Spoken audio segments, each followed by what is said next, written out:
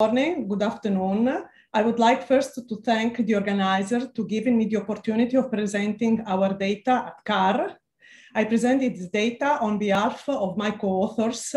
This is an international study which involves centers in Canada and in Italy. The title of my presentation is Impact of Obesity on Concordance of Serum Biomarkers and Transient Elastography in HIV. These are my disclosures. In the post-antiretroviral era, deaths caused by liver etiologies have increased 10 times, while AIDS-related mortality has fallen over 90 times. While co-infections with hepatitis C and B have driven this trend, also in recent years, non-alcoholic fatty liver disease has emerged as an important contributor to morbidity and mortality due to liver disease in people with HIV. In fact, the pathogenesis of the disease is much more complex in the context of HIV infection. Not only the metabolic risk factors are more frequent in the context of HIV infection, but also we know that there are specific risk factors which are unique to HIV for NAFLD progression. These include the prolonged use of antiretrovirals and HIV-related risk factors, such as pro-apoptotic effect of HIV on hepatocytes. All in all, NAFLD, we know that now affects at least 35% of people aging with HIV. The diagnostic tools for NAFLD includes liver biopsy, which is and still remains the gold standard to quantify fibrosis and to diagnose NAFLD and NASH, but it is semi-quantitative, invasive, and costly, and it is also prone to sampling errors. Non-invasive tools have been developed. These include imaging tools such as transient elastography or FibroScan, and also serum biomarkers such as the hepatic steatosis index for steatosis and FIB4 APRI for liver fibrosis. FibroScan with CAP is accurate to assess both NAFLD and associated liver fibrosis in people with HIV. Indeed, there have been several validation studies also against liver biopsy. However, access to FibroScan may be limited in many clinics practicing HIV medicine. Serum biomarkers FIB4, APRI, and hepatic steatosis index instead are widely available and feasible in limited resource settings. They are based on platelets, transaminases, age, and BMI. Several factors may influence the performance of non-invasive tools, particularly BMI. In a recent study published in Clinical Gastroenterology and Hepatology, it has been shown a discordance between FibroScan and FIB4 and APRI. The aim of our study was to investigate the concordance between FibroScan with CAP and serum biomarkers to diagnose liver fibrosis and hepatic steatosis in people with HIV, accounting for the spectrum of body mass index.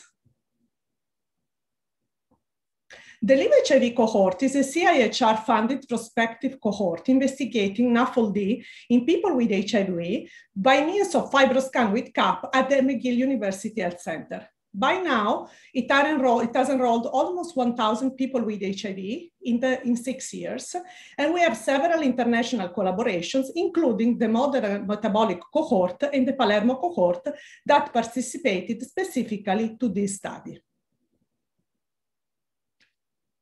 This was a cross-sectional study of consecutive people with HIV enrolled from 3 prospective cohorts, the LIVEHIV in Canada, Modena, and Palermo in Italy. Inclusion criteria included age more than 18 and HIV positive. Exclusion criteria were failure or unreliable T examination by MRXL probe, lack of variables to compute FIB4 APRI or hepatic steatosis index, co-infection with hepatitis C or hepatitis B, alcohol abuse.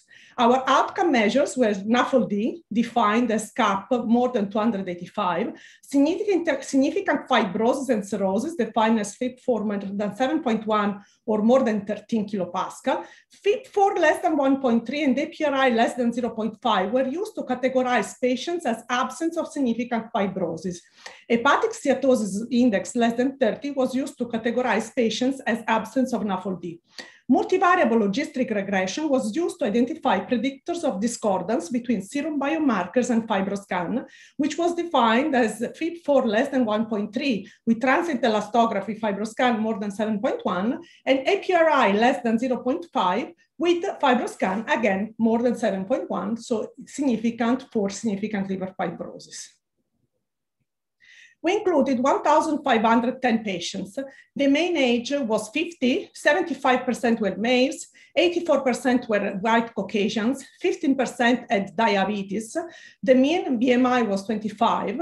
Time since HIV diagnosis mean was 16. You see here also the mean CD4.